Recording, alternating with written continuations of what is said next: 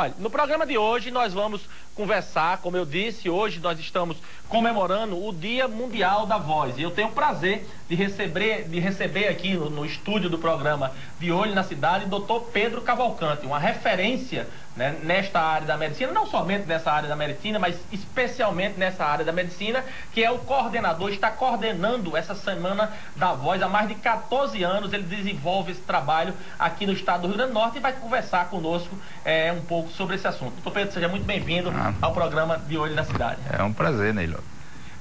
Doutor Pedro, como é que se dá esse processo essa semana? Hoje é o Dia Mundial da Voz. O que é que realmente vem sendo feito? Quais as novidades, as parcerias que vêm se formando aí para que a sociedade possa ter uma consciência maior com relação à necessidade da saúde vocal?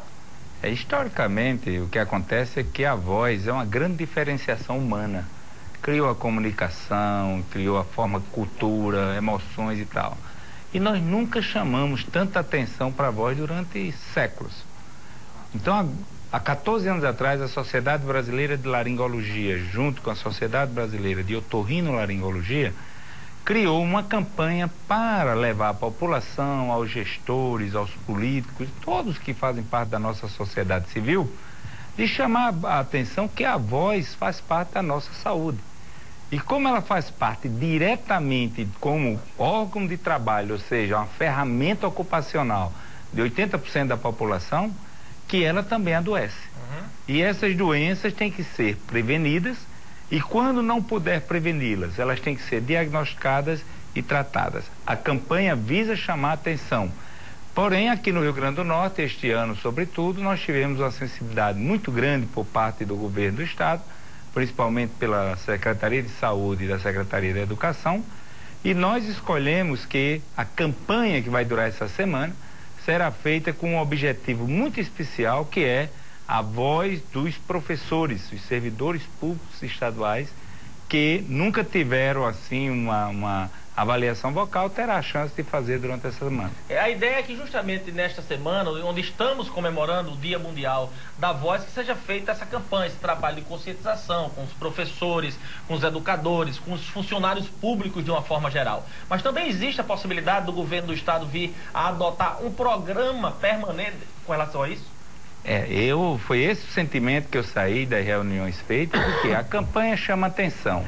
Mas precisamos criar programas, e esse programa ele tem que ser planejado, tem que ser feito dentro das secretarias aonde o assunto é pertinente, no caso, sobretudo, saúde, administração e educação, e lembrar que não só o profissional de voz, mas mesmo aquele que tem outras atividades, trabalha mais com informática, mas está rouco com mais de 3 semanas, ele precisa procurar um médico.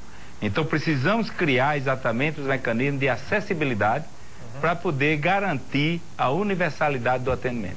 E qual é a importância desta campanha, ela ser permanente junto aos professores? Quais os benefícios na prática que isso traz, por exemplo, para a educação no estado do Rio Grande do Norte? Há poucos dias atrás, que vem sendo falado nos jornais e na imprensa, é exatamente que professores estão afastados da sua atividade de sala de aula por conta de vários motivos, inclusive um deles é a questão da qualidade vocal. Então, se nós conseguirmos fazer um censo e descobrir desses professores os que precisam de tratamento clínico, tratamento cirúrgico ou reabilitação fonoaudiológica, que a gente possa fazer isso e trazer esses professores de volta. Mas outro dado, Ney Lopes Júnior, importante é que o Brasil, ele tem por ano em torno de 15 mil novos casos de câncer de laringe. No Brasil. Você sabe que o presidente passou por um processo agora, e isso realmente causou um medo e tal, mas de repente se esquece. Se nós não tivermos um programa, e ele que está em tratamento, está considerado, né, contando hoje e sem o tumor, e que vai passar por um período de 5 anos, mas isso chama atenção, que 15 mil casos novos de câncer de laringe é um número muito alto para um país que está em desenvolvimento. Doutor Pedro, quais são os cuidados, não somente no caso que nós estamos falando, numa possível parceria, num programa a vir, que será desenvolvido pelo governo do estado, mas quais são os principais cuidados que aquelas pessoas que fazem uso da voz para exercer as suas atividades profissionais, quais são os cuidados diários que essas pessoas devem ter? É importante lembrar que, sendo um órgão que está trabalhando, quando a gente está falando, ele tem limites. Quer dizer, se você usa a sua voz por 8 horas, isso eu estou falando dos professores, dos jornalistas, dos narradores, dos políticos, dos religiosos, são muitos advogados, tudo isso que usa muito, também tem que ter uma coisa chamada, os cantores, descanso vocal. Então a gente diz, nós temos direito ao uso da voz, mas não temos direito ao abuso da voz. Então você ter descanso vocal por determinado horário, você ter a ingestão de líquido, sabia que a água não é água para gargarejar, isso não vale nada. É água de beber mesmo, você está sempre bem hidratado, para as cordas vocais está sempre bem hidratado, então tem que beber água durante o período que está dando aula, durante o período que está no seu programa, por exemplo, já vi aqui você, inclusive, bebendo água. Exato. Né? E assim, e evitar coisas que possam agredir, por exemplo, frutas muito ácidas, em abuso disso, de condimentos, de frituras. Quer dizer, esse tipo de alimentação que hoje é tão comum, ela pode gerar um refluxo gástrico e isso dá uma irritação na garganta e colocar sua voz em risco. E vamos aqui fazer o raciocínio inverso. Caso as pessoas não adotem esses procedimentos que o senhor acabou de falar, o que é que pode acontecer? Bom, nós podemos ter desde os problemas inflamatórios aos problemas tipo calos vocais, pólipos, cistos. Mas o que é importante, se não for examinado, nós não sabemos o que é. Quais são os mais comuns, por exemplo? Os mais comuns são os nódulos vocais, são os calos, famosos calos. Agora, se a rouquidão persistir por 3 semanas, volta a insistir. Procure um especialista. Pode, inclusive, gerar um câncer, né? Porque um deles é o câncer. Agora, com uma outra notícia que eu posso dizer. Todo câncer em sua fase precoce, nós temos 100% de chance de cura. 100% de chance de cura. 100% de cura. Então, só com radioterapia. Portanto, o que é que acontece? Você pode ficar curado sem nem precisar de cirurgia. Doutor Pedro, e qual é a programação da campanha da Semana da Voz em todo o estado do Rio Grande do Norte? Vai atingir todo o estado. A Secretaria da Educação, ela convocou todas as diredes e nós vamos apresentar palestras, vamos fazer avaliações computadorizadas da voz, tanto em Natal, como em Mossoró, como em Apodi, como em Pau dos Ferros e Caicó.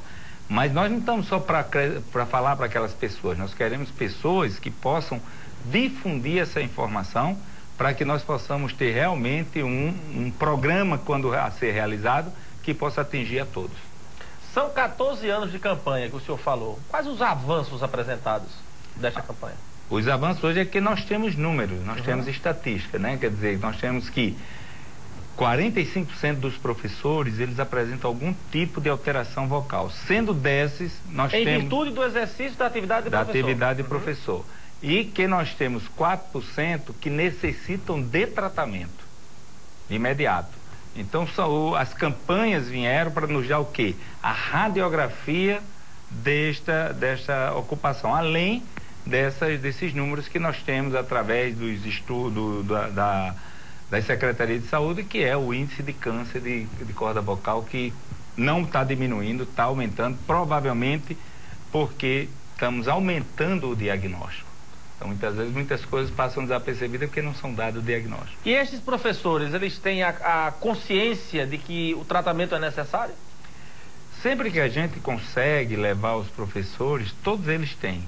Nas outras campanhas, quando nós fazíamos o nosso censo, sempre eles diziam que tinham cansaço vocal, certo? Que tinham pigarro mais persistente, que teriam problema de perda de voz. Então, todos já têm uma história, porém não alertaram que se deixar esse processo continuar, ele pode realmente perder muito sua qualidade vocal e prejudicar a sua atividade profissional. Doutor Pedro, o nosso tempo está esgotando, mas eu gostaria apenas que o senhor dissesse, o professor, a professora que desejar ter maiores detalhes sobre a programação da semana que está ocorrendo em Natal, ele deve procurar quem? A escola, a Secretaria da Educação? Ele deve procurar a Secretaria da Educação, a Escola de Governo, que está nos dando um apoio muito grande para isso, e as diredes.